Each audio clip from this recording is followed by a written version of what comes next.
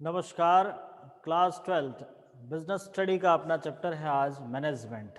देखिए, अपने जो बिजनेस स्टडी का पूरा सिलेबस है उस सिलेबस को थोड़ा सा पहले हम समझ लेते हैं, उसके बाद इस चैप्टर को स्टार्ट करेंगे। हमारे पास अलग अलग टॉपिक है, अलग अलग यूनिट वाइज उसको डिवाइड किया हुआ है। सबसे पहले हम बात करते हैं कि जो सेशन 2020-21 की बात करते हैं। हम काफ़ी टाइम से अभी मतलब पिछले 3-4 महीने से पढ़ ही रहे थे। जैसे ही अभी सरकार ने जो अपना सिलेबस रिड्यूस किया है, जो कोरोना काल के कारण स्कूलें थोड़ी सी लेट हो रही है, और उस सारी चीज़ों को ध्यान में रखते हुए सरकार आरबीएसई माध्यमिक शिक्षा बोर्ड ने अपना सिलेबस थोड़ा सा कम किया है।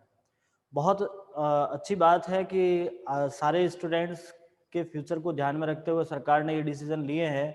तो हमारी बिजनेस स्टडी में से 3 चैप्टर हटाए गए हैं। वैसे हम इस रिड्यूसिंग सिलेबस के लिए अलग से वीडियो देंगे, आपको पूरा का पूरा समझाएंगे, लेकिन मैं एक थोड़ी सी हल्की सी जानकारी आपको देना चाहूँगा। उसके बाद हम इस टॉपिक को स्टार्ट करेंगे कि हमारे जो सिलेबस था उसके अंदर से 3 चैप्टर प्रॉपरली पूरे हटा दिए गए हैं। टोटली हमारे पास 15 चैप्टर थे। जो 15 चैप्टर थे उसमें से 3 चैप्टर अब पूरे के पूरे हटा दिए, मतलब उससे रिलेटेड कोई पॉइंट नहीं रखा है। हाँ, यदि हम स्टडी के पॉइंट ऑफ व्यू से देखें तो बहुत अच्छा काम किया है। ऐसे टॉपिक हटाए हैं जो कहीं ना कहीं स्टूडेंट को पढ़ने में कुछ समस्या आती थी। जैसे हमारा टॉपिक हटाया था कॉन्ट्रैक्ट एक्ट। देखिए, जनरली कॉन्ट्रैक्ट एक्ट पढ़ना थोड़ा मुश्किल होता है, क्योंकि उसके अंदर बहुत सारी टर्मिनोलॉजी है, बहुत सारे प्रोविजंस है, बहुत सारी चीज़ें ऐसी है जो याद करना थोड़ा मुश्किल हो जाता है। जनरली जब हम बुक देखते हैं तो बड़ा सा अजीब लगता है, यार ये क्या है, इतना लंबा चौड़ा, बहुत कुछ चीज़ें हैं। एक एक पॉइंट के लिए काफ़ी कुछ प्रोविजंस दे रखे हैं, जहां हमारे पास चैप्टर नंबर 9 एंड 10 थे जो हमने पढ़ा लिए हैं। हमारे प्लेलिस्ट में भी है वो वीडियो, लेकिन आपको इस साल के लिए उसको स्किप करना है। नेक्स्ट ईयर आप भले उसको देख सकते हैं। नेक्स्ट ईयर मीन्स जो नए स्टूडेंट आएंगे उनके लिए यूज हो सकता है, बट इस साल के लिए कॉन्ट्रैक्ट एक्ट को आपके सिलेबस से हटाया गया है। कॉन्ट्रैक्ट एक्ट के जो 2 चैप्टर थे हमारे पास, business law and contract act, and second था legal provision for contract act, दोनों ही हटा दिए गए हैं। प्रॉपरली अंदर से एक भी पॉइंट नहीं रखा है। एक आपका चैप्टर हटाया है goods and service tax, GST, chapter number 15। Last वाला चैप्टर था जिसको भी हटा दिया गया है। एक पॉइंट ऑफ व्यू से देखते हैं तो जीएसटी भी कुछ हद तक स्टूडेंट को थोड़ा सा डिफिकल्ट लगता था, क्योंकि यदि बेसिकली चीज देखें तो आपका जो स्टैंडर्ड था वो 12th लेवल का था, और 12th लेवल के ऊपर यदि जीएसटी, हालांकि जीएसटी इतना लंबा चौड़ा उस पर नहीं था, लेकिन ओनली बेसिक इन्फॉर्मेशन थे, फिर भी क्योंकि बच्चा अकाउंट्स, इकोनॉमिक्स, इंग्लिश उनको ज़्यादा टाइम देता है, बिजनेस को जनरली कम टाइम देता है। जितना टाइम दे रहा है उसमें उन चीज़ों को, क्योंकि यदि आप बोर्ड में मान लीजिए 3 महीने यदि प्रॉपरली इसको दे रहे हो, तो उसमें से महीना 1.5 महीना तो ये 3 चैप्टर ही लेके चले जाते हैं। थोड़ा सा पढ़ने के लिए थोड़ा सा टफ होता है। बिजनेस स्टडी में वो एक लॉ के पार्ट्स थे, हटा दिए गए, बहुत अच्छा हुआ है आप लोगों के लिए। लेकिन उनको हटाने के बाद जो बाकी का अपना सिलेबस है उसको थोड़ा सा अलग ढंग से उन्होंने, उसमें से कोई ना तो ऐड किया है ना कोई हटाया है, बट उनका मार्जिन बदल दिया गया है। जैसे अपना बोर्ड का पेपर 80 नंबर का होता है, टोटल 100 मार्क्स के पेपर में से 80 मार्क्स का बोर्ड का पेपर था, और 20 मार्क्स आपके इंटरनल स्कूल लेवल पे सेशनल मार्क्स भेजे जाते हैं। तो जो 80 मार्क्स का पेपर था उस 80 मार्क्स के अंदर उसको थोड़ा सा डिवाइडेशन किया है। जैसा हम आज स्टार्ट कर रहे हैं अपना फर्स्ट यूनिट मैनेजमेंट, प्रबंध। तो मैनेजमेंट के अंदर हमारे पास 3 चैप्टर हैं। आप मैनेजमेंट को पढ़ोगे तो हमारे पास मैनेजमेंट के 3 चैप्टर है, जिसमें फर्स्ट चैप्टर आता है management meaning and importance. Second chapter था आपके पास में मैनेजमेंट के प्रिंसिपल्स एंड टेक्निक्स, ऐसा कुछ है, और तीसरा है जो, मतलब तीनों ही मिला के आपके पास पहले 16 मार्क्स का था, अब बढ़ा के उसको 20 मार्क्स का किया है। Means first second third 3 chapter ऐसे हैं जिनको बढ़ा के पहले 16 से अभी उसको 20 मार्क्स का कर दिया है। तो आज हम उसी यूनिट को स्टार्ट करने वाले हैं, मैनेजमेंट। ठीक है। हाँ, वैसे जनरली आपकी बुक का पहला चैप्टर था, लेकिन हम इसको थोड़ा सा लेट लेके आ रहे हैं। उसका कारण हम यही समझ रहे थे कि ये चैप्टर थोड़ा सा पढ़ने में डिफिकल्ट है, ज़्यादा नहीं है। मैं इसको मिडिल एवरेज कह सकता हूँ कि ना तो ज़्यादा सिंपल है ना बिल्कुल टफ है। बस इसको पढ़ने के लिए थोड़ा सा आपको प्रैक्टिकल नॉलेज होना चाहिए। थोड़ा सा प्रैक्टिकली इसको सोच के यदि समझोगे तो इजीली ये समझ में आ जाएगा। बाकी यदि आपने इसको थ्योरी वे में समझ लिया है, यदि बुक से पढ़ने की कोशिश की है, तो थोड़ा सा डिफिकल्ट रहता है, क्योंकि ये चीज़ों को हमको पर्सनली और प्रैक्टिकली इम्प्लीमेंट करना पड़ता है, तब जाके समझ में आता है। क्योंकि हम एक जानते हैं, सबसे पहला शब्द स्टार्ट करते हैं प्रबंध, मैनेजमेंट। देखिए, हम लोग सजीव हैं। सजीव का मीन्स हम जो जीवन यापन कर रहे हैं, जितने भी मानव हैं या मानव या जो इंसान हैं, हम सारे सजीव हैं। और हमारे नेचर में सजीव तो हमारे अलावा बहुत सारे हैं। हम किसी गाय को भी सजीव ही कहेंगे, एक पेड़ पौधे को भी सजीव ही कहेंगे, लेकिन उनके नेचर और हमारे नेचर में काफ़ी फर्क है। वो और हम में बहुत फर्क है। कारण सिर्फ इतना सा है कि हम हमारा काम व्यवस्थित ढंग से करते हैं, वो अपना काम व्यवस्थित ढंग से नहीं करते हैं। मैं एक एग्जाम्पल के बेस पे इस टॉपिक को स्टार्ट करूंगा कि आप लोगों ने देखा होगा कि आपके घर पे यदि कोई गाय या भैंस है, वो आप उसको जहां बांधोगे वहीं खड़ी रहेगी। आप उसे नहीं बांधोगे तो वो ऐसी जगह भी जा सकते हैं जहां नहीं जाना था। कई वो जानवर है, उनके पास में दिमाग नहीं है, उनके पास सोचने समझने की क्षमता नहीं होती है। बस इंसान और जानवर में यही फर्क रहता है कि इंसान सोच सकता है, जानवर सोचता नहीं है। इंसान को अपना भला बुरा पता होता है। आज आपको अपना भला पता है, अपना बुरा पता है। यही भी किसी जानवर की बात करते हैं तो उसे ये चीजें नहीं पता होती है। तो बस इन्हीं दोनों फर्क को लेकर हम इस टॉपिक को स्टार्ट करते हैं। आपके दिमाग में प्रश्न चला, कहाँ जानवर और कहाँ इंसान की बात, मैनेजमेंट से कहाँ रोल होता है? तो एक मैनेजमेंट का रोल वहीं से स्टार्ट होता है, क्योंकि हम जो काम करते हैं, आप जो काम करोगे एक व्यवस्थित ढंग से करोगे। आप लोगों ने देखा होगा, जैसे आप सुबह उठते हो, आप अपना बिस्तर सही ढंग से उसको समेट के रखते हैं। आपको झाड़ू लगाना है, पोछा करना, घर की साफ सफाई करनी है, अपने आप को नहा धो के तैयार करके रखना है, तो एक व्यवस्थित काम है। हम अपने आप को बिल्कुल वेल अपडेट करके रखते हैं। यही काम दूसरे कोई भी प्रजाति नहीं करती है। तो मैनेजमेंट करने का काम एक इंसान का होता है, मानव का होता है।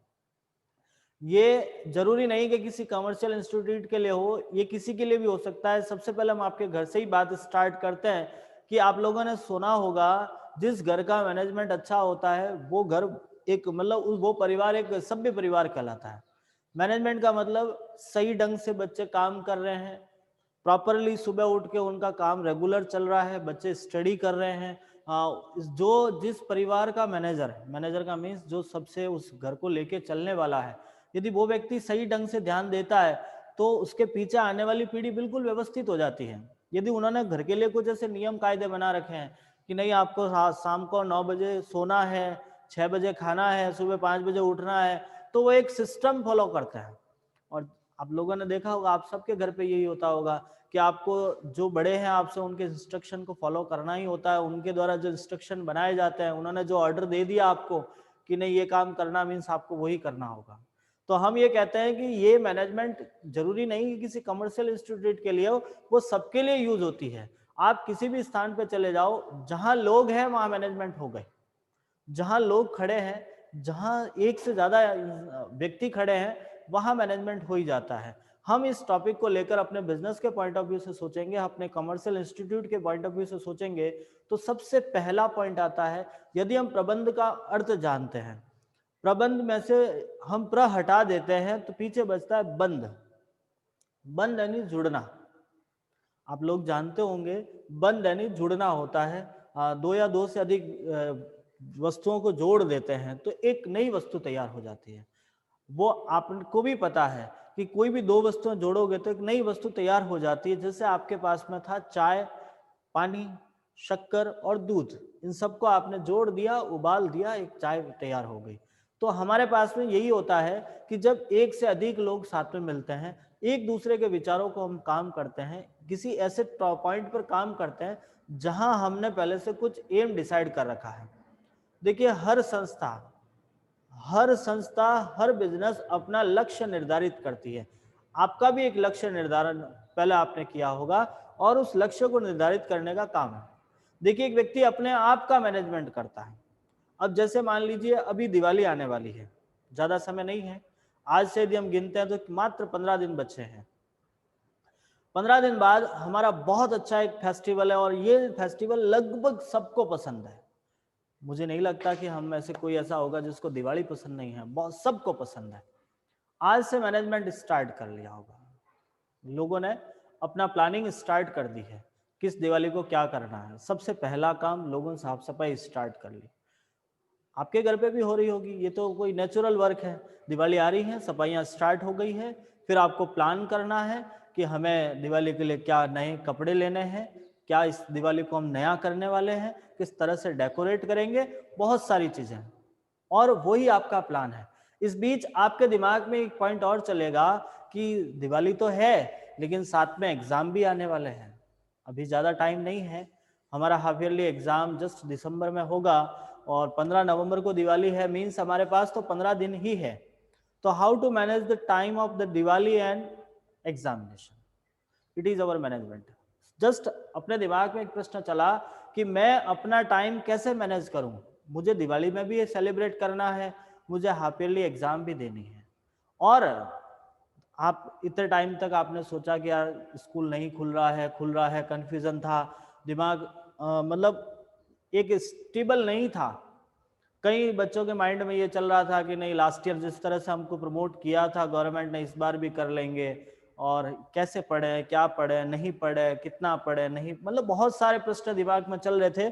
लेकिन जैसे ही अभी गवर्नमेंट ने ऐसा ऑर्डर निकाल दिया कि आपको एग्जामिनेशन फॉर्म भरने हैं, आपको बोर्ड का इतना सिलेबस रिड्यूस कर लिया, मतलब हमारे दिमाग में एक पॉइंट क्लियर हो गया कि गवर्नमेंट एग्जाम कराएगी और अब हमको पढ़ना पड़ेगा, एग्जाम होगा, बोर्ड एग्जाम होगा, तो इसके लिए आपको टाइम कैसे मैनेज करना है, वही मैनेज हम यहाँ पे समझेंगे, वही मैनेजमेंट है। बस मैनेजमेंट ज्यादा कुछ नहीं है, जो हम अपने आप के लिए करते हैं वही मैनेजमेंट है।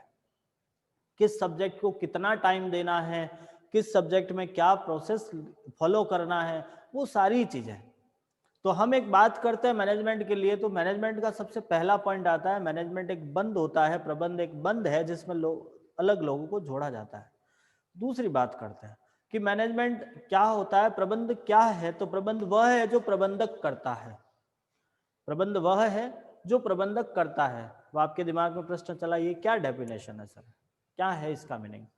तो देखिए, मैं आपको एक बात कहता हूं कि मैंने यदि मान लीजिए प्रश्न किया आपसे कि डांस क्या है, व्हाट इज डांस, तो आप कहोगे कि सर जो डांसर करता है वो डांस है। भाई डांसर जो काम करता है वही तो डांस है, सिंगर जो काम करता है वो सिंगिंग है। भाई डांसर ने नाचा है तो वो डांस है। ठीक इसी प्रकार से मैनेजर जो कर रहा है वो मैनेजमेंट है। अब मैनेजर क्या करता है, तो मैनेजमेंट करता ये है कि प्रबंध व्यक्तियों से काम कराने की कला है। प्रबंध के अंदर जो आपके साथ व्यक्ति हैं, जितने लोग आपके साथ काम कर रहे हैं, उनसे काम करवाने की कला है। अब प्रश्न चला हमारे दिमाग में, सर कला क्या होती है? देखिए, इस डेफिनेशन मैं नहीं कह सकता कि डेफिनेशन है, जस्ट इसके बारे में हम जान रहे हैं। देखिए, मैं आपको एक पॉइंट आज फिर क्लियर कर लेता हूं। मीनिंग अलग होता है, डेफिनेशन अलग होती है। मीनिंग का मीन्स अर्थ, डेफिनेशन मीन्स परिभाषा। परिभाषाएं अलग अलग विद्वानों ने दे रखी होती हैं। विद्वान जो हमारे पास में बहुत सारे विद्वान हैं, व्यक्तियों ने अपनी परिभाषा दे रखी होती है, उसी को हम परिभाषा कहते हैं। जब आप किसी व्यक्ति की परिभाषा लिख रहे हो तो आपको हूबहू लिखना होता है, उसे इन्वर्टेड कॉमा में जैसा उन्होंने कहा वैसा का वैसा लिखना होता है। लेकिन मीनिंग की बात करते हैं, जब हम अर्थ की बात करते हैं, तो वो हमने क्या समझा है वो हम लिखते हैं। जैसे प्रश्न कई बार आता है कि आप प्रबंध से क्या समझते हैं, आप क्या जानते हैं, तो जो हम जानते हैं वही हम यहाँ पे लिखते हैं। तो हम क्या जानते हैं वो मैं आपको थोड़ा सा बता रहा हूँ। बात हम यहाँ से स्टार्ट कर रहे थे कि जैसे ही मैनेजमेंट की बात करते हैं, प्रबंध व्यक्तियों से कार्य कराने की कला है। अब व्यक्ति का मीन्स तो आप जानते ही हो, उससे मुझे ज़्यादा डिस्क्राइब करने की आवश्यकता नहीं होगी। जो भी पर्सन आपसे जुड़ा हुआ है वो सारे हैं। सेकेंड पॉइंट, काम कराने की कला। कला का मीन्स होता है आर्ट। देखिए, आर्ट को हम थोड़ा सा डेफिनेशन करते हैं, इसका परिभाषा देते हैं या फिर इसका अर्थ जानते हैं। तो कला एक वो चातुर्य है जिसमें किसी काम को अच्छे ढंग से किया जाता है। देखिए, काम सब करते हैं, आप भी करते हो, मैं भी करता हूं और मेरे सारे साथी काम करते हैं। लेकिन जो व्यक्ति उस काम को बहुत अच्छे ढंग से करता है वो उसकी कला है। नाचते आप भी हो, डांस आप भी करते हो, और एक प्रोफेशनल डांसर भी डांस करता है। लेकिन फर्क है दोनों में। भाई जैसे मैं बात करूं आपके डांस की, आप अच्छा डांस करते होंगे, लेकिन जो प्रोफेशनल डांसर हैं उनकी बात करें तो उनकी होड़ हमने से नहीं होती है। कारण ये है कि वो उस कला को या उस काम को बहुत अच्छे ढंग से करते हैं। बस यही है अपने यहाँ पे भी, व्यक्ति काम तो सब करते हैं और सब करवाते हैं, लेकिन जो व्यक्ति उस काम को बहुत अच्छे ढंग से करता है वही हमारी कला है। और उस कला का यूज करते हुए जो संस्था के निर्धारित लक्ष्य हैं, जो एम आपने डिसाइड किए हैं, जो उद्देश्य आपने निर्धारित किए, अब लक्ष्य उद्देश्य पहले उन पे थोड़ा सा डिस्कस फिर कर लेते हैं, फिर आगे बढ़ेंगे। लक्ष्य का मीन्स एक ऐसा पॉइंट जहां आपको पहुंचना है। देखिए मैं ये बात हमेशा कहता रहता हूँ, ये आज नहीं, मैं हमेशा कह रहा हूँ कि हर व्यक्ति कोई ना कोई काम करता है। मैं इस टॉपिक को फिर बताता हूँ। हम बात करते हैं लक्ष्य की। हम बात करते हैं लक्ष्य उद्देश्य, एक ऐसा बिंदु जहां व्यक्ति पहुंचना चाहता है। जैसे मैं आज की बात करता हूं, आज आपका लक्ष्य क्या है? सबका अलग अलग हो सकता है भाई, सबका अलग अलग लक्ष्य हो सकता है, सबका अलग अलग उद्देश्य हो सकता है। अब कुछ ऐसे लक्ष्य होते हैं जो हमने मन में ठान लिए हैं कि नहीं मुझे करना ही है। किसी व्यक्ति के दिमाग में चला कि मुझे आईएएस बनना है, तो बन के रहेगा वो। अब उसके लिए कौन सा रास्ता चुनना है, किस तरह से जाना है, वो अलग चीज है। बाकी एक लक्ष्य निर्धारित करना होता है। आपने ये लक्ष्य निर्धारित किया कि नहीं मुझे बहुत अच्छा सिंगर बनना है, आप बन जाओगे। आपने डिसाइड किया कि मुझे बहुत बढ़िया एक कंपनी खोलनी है, आप खोल दोगे। तो एक लक्ष्य निर्धारित किया, एक कंपनी, एक बिजनेस ने एक लक्ष्य निर्धारित किया कि मुझे इस साल 1 करोड़ का टर्नओवर करना है। यदि वो कंपनी का ये लक्ष्य है, तो उस लक्ष्य को प्राप्त किया कैसे जाएगा? इस लक्ष्य को प्राप्त करना पड़ेगा। उस लक्ष्य को प्राप्त करने के लिए उस कंपनी के क्या वर्क हो सकते हैं, किस तरह से काम करना है, किस तरह से अपने पास काम करने के लिए जो लोग लगे हैं उनसे काम करवाना है, वो सारी चीजें, वो सारा ही काम आपकी कंपनी के मैनेजर पर डिपेंड होता है। क्योंकि देखिएगा एक बात हम समझते हैं कि काम करने वाला सिर्फ इतना जानता है कि मुझे क्या करना है, लेकिन करवाने वाला उसके भूत भविष्य दोनों जानता है। जो काम करवा रहा है उसको सब पता है कि काम कैसे होगा और क्यों होगा, ये करने से क्या बेनिफिट होगा, मतलब सारी चीजें उसके माइंड में पहले से क्लियर होती है। तो हम जो डिस्कस कर रहे हैं, हम जो बात कर रहे हैं, वो यही कहते हैं कि संस्था ने जो पहले से निर्धारित किए हैं, लक्ष्य निर्धारित किए हैं, जो एम डिसाइड हुए हैं, उन्हीं एम को पूरा करने के लिए आपको अपने साथियों से काम कराना होता है। और जो हम काम कराते हैं, जो हमारे द्वारा काम कराया जाएगा, उसी को हम प्रबंध कहते हैं, उसी को मैनेजमेंट कहते हैं। अब एक मैनेजर मैनेजमेंट करता है, मैनेजमेंट करने के लिए जो व्यक्ति अपॉइंट होता है वही मैनेजर होता है। मैनेजर मैनेजमेंट कैसे करता है, क्या ऐसा प्रोसेस होता है?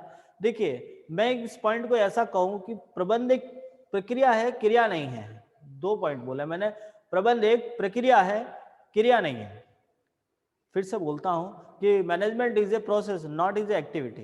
दोनों बात है कि प्रबंध एक प्रक्रिया है और क्रिया, 2 शब्द आते हैं, क्रिया और प्रक्रिया। प्रक्रिया का मतलब होता है उसमें स्टेप होते हैं, और क्रिया का मतलब डायरेक्टली वर्क होता है। तो हम ये बात समझते हैं कि प्रबंध एक प्रक्रिया है, मीन्स उसमें स्टेप होते हैं, उन स्टेप को फॉलो करना पड़ता है। सबसे पहले हमने जो ये लाइन समझी थी कि management is done by manager, management वो है जो मैनेजर द्वारा किया जाता है।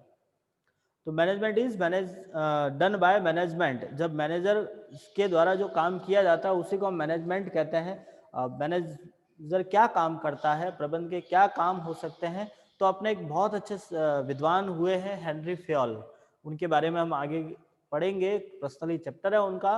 उन्होंने अपने प्रबंध के कुछ सिद्धांत भी दिए हैं। तो हेनरी फ्योल ने अपने मैनेजमेंट के जो काम हैं, जो प्रबंध के कार्य हैं, उनको थोड़ा सा डिस्क्राइब किया है, उनको थोड़ा सा समझाया है। और वैसे अलग अलग साथियों ने समझा, एक ही विद्वान नहीं है हमारे पास में, बहुत सारे ऐसे लोगों ने हमारे को प्रबंध के कार्य समझाए हैं। लेकिन हमने इन शॉर्ट किया, सबके कार्यों को समझकर एक इन शॉर्ट करके हमने कुछ ऐसे कार्य निर्धारित किए हैं जो हमें लगता है कि ये बहुत ही आवश्यक होता है प्रबंध को करने के लिए। जिसमें सबसे पहला पॉइंट हमने समझा है नियोजन। हम ये देख पा रहे हैं प्लानिंग। देखिए management start from the planning. एक मैनेजमेंट उसी बिंदु से स्टार्ट होता है जहां प्लान बनता है। सबसे पहला पॉइंट आता है प्लान।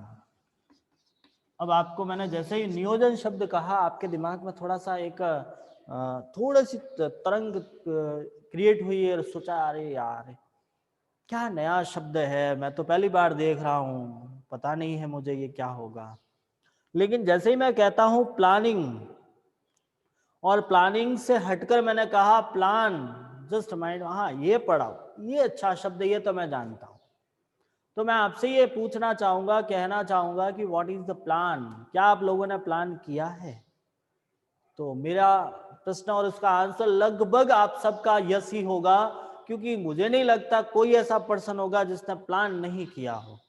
प्लान हमेशा काम करने से पहले किया जाता है। किसी काम के प्रति जो योजनाएं बनाई जाती है, जो पहले सोचा समझा जाता है, उसी को हम प्लान कहते हैं।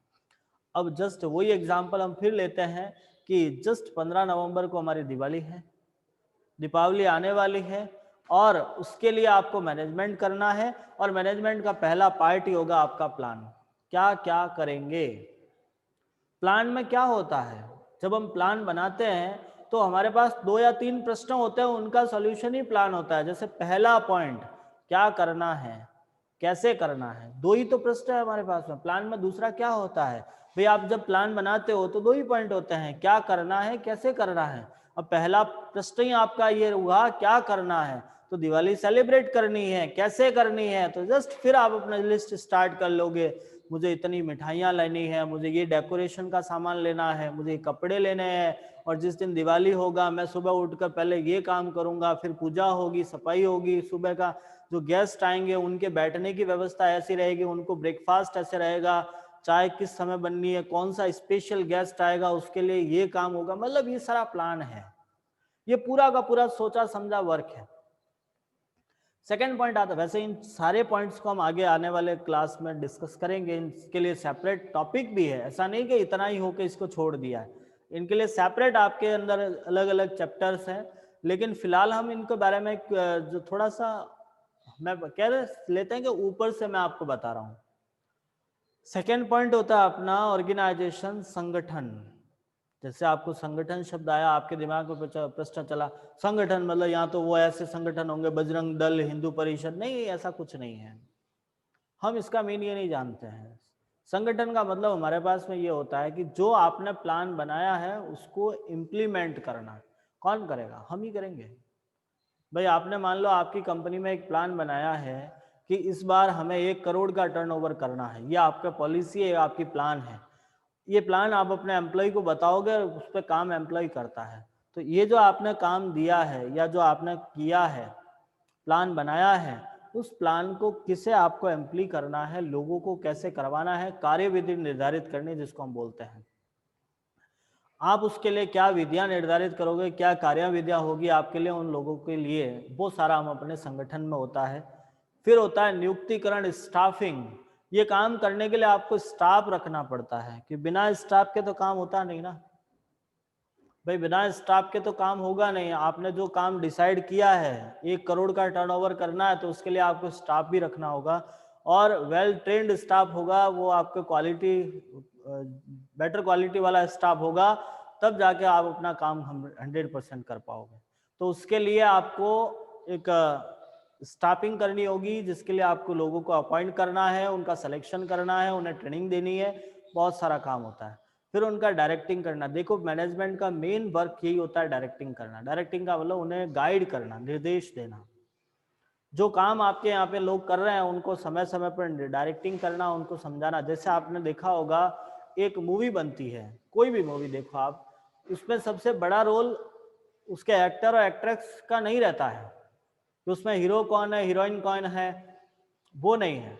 आपने देखा होगा मूवियाँ हिट होती है तो डायरेक्टर की वजह से होती है। जो डायरेक्टर होते हैं, जो उस मूवी को मेन हैंडल करते हैं, जिसने उस मूवी को बनाया, पूरा डायरेक्टिंग की है, उनके बेस पर उनकी मूवियाँ हिट होती है, क्योंकि दिमाग उनका चलता है। एक्टर तो क्या करते हैं, वो जो उसको बताया वैसा करना है उसको, उसका दिमाग थोड़ी ना चलेगा, वो तो एक वहाँ का एम्प्लॉय है, वो तो उस मूवी का एम्प्लॉय है। किसी एक्टर को कहा है भैया तुझे कूदना है, तो वो तो कूदेगा, अपनी मर्जी से थोड़ी ना कूदता है। वो जो डायलॉग बोलते हैं वो अपने मन से नहीं बोलते हैं, उनको लिख के दिए जाते हैं कि तुम्हें यही बोलना है।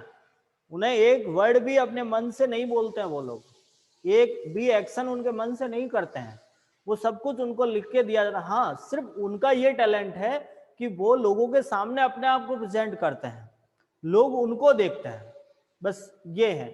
बाकी उनके पीछे जो हाथ है, जो उनके पीछे उनको लेके चलता है, वो आपका डायरेक्टर होता है। तो एक संस्था को ऊपर लेके जाने वाला, एक संस्था को हिट करने वाला, एक संस्था को अपने निर्धारित लक्ष्यों को प्राप्त करने वाला वही व्यक्ति होगा जो उसका मैनेजर है, जो उसका डायरेक्टर है। जो डायरेक्टिंग पोस्ट पे जो पर्सन बैठा है उसको सब पता है किस व्यक्ति से क्या काम कराना है, कैसे काम कराना है, और वो समय समय पर उसका डायरेक्टिंग करता है। देखिए, जब किसी व्यक्ति को काम दे दिया, आपने अपॉइंट कर दिया, वो काम कर भी रहा है, आप डायरेक्टिंग भी कर रहे हो, लेकिन उसका जब तक कंट्रोल नहीं होता है वो 100% एफिशिएंसी नहीं मिल पाती है। तो अपना लास्ट वर्क होता है कंट्रोल।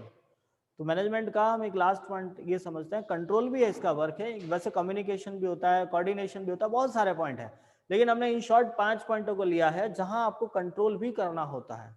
जो डायरेक्टिंग आपने की है उसको कंट्रोल करना पड़ेगा, उनको अपने साथ में लेके चलना पड़ेगा। तो ये कुछ ऐसे पॉइंट थे जिसके बेस पे हमने मैनेजमेंट का थोड़ा सा मीनिंग जाना है। हम अपनी अगली क्लास के अंदर मैनेजमेंट की कुछ विशेषताएं समझेंगे, उसका महत्व समझेंगे। आई होप आपको ये कुछ समझ में आया होगा। हाँ, एग्जाम के पॉइंट ऑफ व्यू से काफी इंपॉर्टेंट पॉइंट है। सबसे ज्यादा मार्क्स के चैप्टर है ये 20 नंबर के, ज्यादा डिफिकल्ट नहीं है, मैंने पहले ही आपको कहा है।